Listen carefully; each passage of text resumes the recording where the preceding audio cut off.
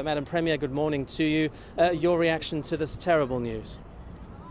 Well, however one is prepared for it, and we were as a nation prepared for it for at least 6 months, it still comes as an enormous shock because we realise that we now have to continue living the legacy of Nelson Mandela without his constant inspiration that he gave even on his sickbed.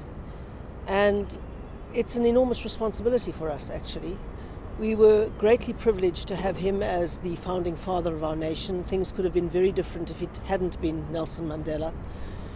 He is the greatest son of our soil, and now we face the enormous challenge of living up to his legacy. And we dare not fail, because not only will we fail as a nation if we do not honour his legacy, but we will do him the greatest disrespect.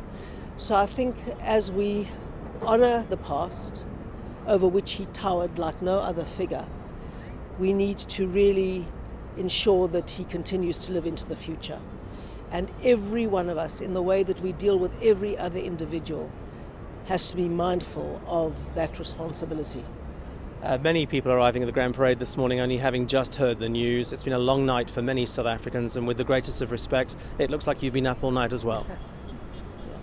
Well, of course, I've been up most of the night. I did get a few hours sleep, but I heard just before midnight, and then I went off to speak to various media and to prepare our responses, both from the province and from the Democratic Alliance. And on behalf of the Democratic Alliance, I would like to convey my very sincere condolences to the Mandela family.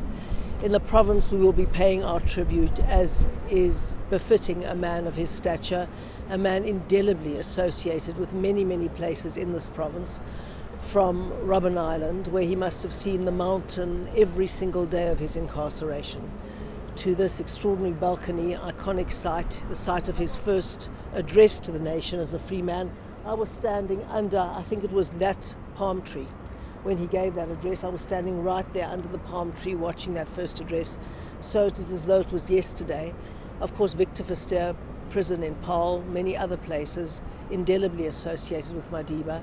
And so we've got a lot to live up to. And I don't think we should allow his memory to sink into sentimentality or platitudes. That would do him a great disservice. He wasn't that kind of person. He was genuine. His interest in other people was genuine. And to do him a proper service, we have to be genuine to each other, honest, forthright, and really try and build this future. What are your recollections of Sunday the 11th of February 1990?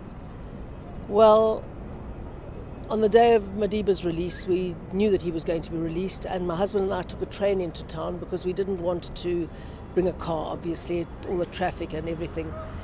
And we were expecting to see him sometime in the morning, and I remember he came very, very late because the streets were completely jammed. No one could move. The city was in gridlock. And he couldn't move he was stuck in Woodstock, and he stood there for a very, very long time. Everyone else gathered on the balcony, and then we stood just under this tree and waited for him to arrive, which he eventually did. And having just heard his name, Asimbonanga, we haven't seen him, was that great song of the time, and there suddenly you did see him, and he walked out onto the balcony, and there is the sense of being in the presence of greatness. There's no question about that. It is overwhelming. And then he gave the speech with Cyril Ramaphosa standing next to him and various other people surrounding him. I'll never forget that. It was a sense of living through history, a moment in history that would remain emblazoned on this country's conscience.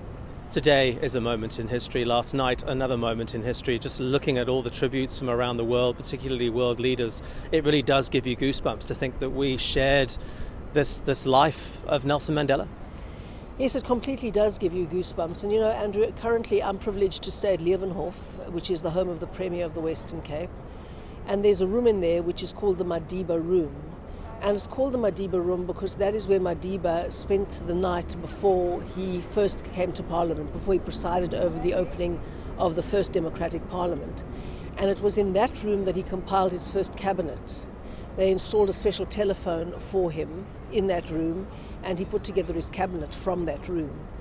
And the desk is still there. The room is exactly as it was when he was there.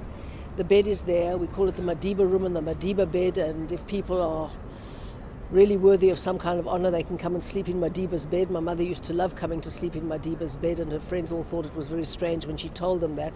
But that room is a living presence for him every single day.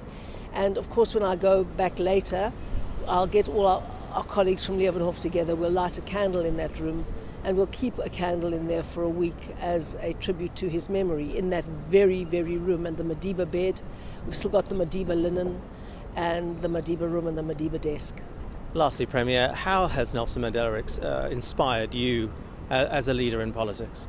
Well, I met him only 4 times, and each time I was honoured to be able to have a conversation with him. And what struck me very powerfully was that he was genuinely interested in other people. Many people just go through the form. They ask you how you are in a routine kind of way, but they're not very much listening to your answer. And he was genuinely interested in you as a person, and not only that, but interested in what you had to say. So he'd follow up, showing that he'd actually taken in what you'd said. He was a very humble man. He didn't go by status or positions or protocol.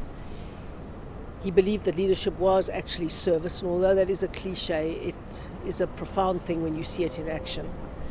And he was prepared to sacrifice a lot for the things that he believed in, and that's an extraordinary lesson for all of us.